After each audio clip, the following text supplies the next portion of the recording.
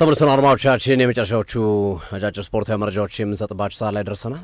ማድሪድ አምርሮ መጥቷል።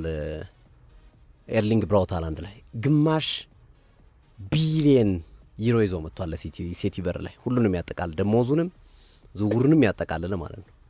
በሚቀጥሉት 5 ዓመታት ማድሪድ እንዲያገለግል ፍሎሬንቲኖ ፔሬዝ በር ላይ ቆመዋል። የሲቲ በር ላይ በነገራችን ላይ ባለፈው የረጅም ዓመት ኮንትራት ፈልሟል ኤርሊንግ ብራውት ሃላንድ።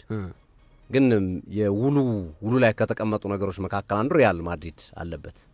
እንደ አይነት ክለቦችን መሄድ ስፈልግ ትለቁኛላችሁ የሚል ሀሳብ አለና ማድሪድ ቀጣይ ዓመት አምርሮ ሊመጣ ተዘጋጅቷል። ዘንድሮ በዋንጫ የሚደመደም አይመስሉ። ሱፐር ካፕ ወጥተዋል፣ ተሸንፈዋል። ኮፓ ዴል ባልባሴት ወጥተዋል። ላሊጋ እየተመሩ ነው በ4 ነጥብ ልዩነት። ሻምፒዮንስ ሊግ ቡድኑ እንደዚህ አይነት ባህሪ አይደለም ያለው። እንደውም ሌቫንቴ ጋር ሰሞኑን የላሊጋ ጨዋታ አላቸው እና ፍሎሬንቲኖ ፔሬዝ ገብተው አርበለዋን ውጣ ብለው የተናገሩ ንግግር በቃ አሁን የማድሪድ ሁኔታ በእናንተ በተጫዋቾች ላይ ነው ያለው፣ በተጫዋቾች ጀርባ ነው። አሰልጣኝን ብሰሙ ደስ ይለናል፣ ባሰሙም ግድ የለንም፣ ግን እያንዳንዱ ጨዋታ ማሸነፍ አለባችሁ ብሏቸው ነው የወጡት። ስለዚህ ቀጣይ ዓመት ብዙ ለውጦች ይኖራሉ በሪያል ማድሪድ ቤት ውስጥ። እንዲህ አይነት የከሰረ ዓመት ማድሪድ አሳልፎ አያውቅም። ቢያንስ አንድ ዋንጫ አያጣም ነበርና ሃላንድ ላይ አተኩረዋል። ይሳካላቸዋል ወይ በቀጣይ የምናየው ይሆናል። ፓኬጁ ግን የ500 ሚሊዮን ዩሮ ፓኬጅ ነው።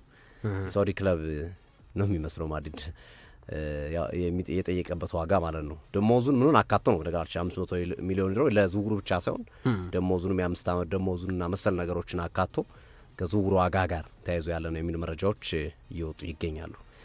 የሚጨምራል ሌላ ጭምር የአፍሪካ ዋንጫ ሶፊ ትኬት ተሽጦ አልቋል።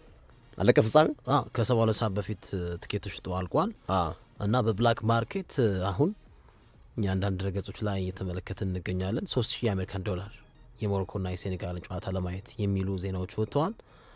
የአርጀንቲና ጋዜጠኛ ፓሪሰን ጀርሜን ኢንዞ ፈርናንዴዝን ከቼልሲ የመንጠቅ እቅድ አለው የሚል ሀሳቡንም አስፍሯል። በዚህ ቪቲኒያ ወደ ማድሪድ ይሄዳል ማለት ነው ይመስላል።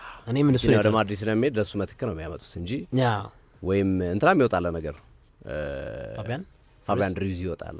ግን አሁን ለማራዘም ሳይስማማ ይቀራል። ዝሮ ከፋቢያን ሩይዝና ከቪቲኒያ አንዳቸውን ይተኩባቸዋል ተብሎ ነው የሚጠበቀው። ግን ቪቲኒያን ይመስላል ማድሪድ ስለሚሄድ። ልክ ነው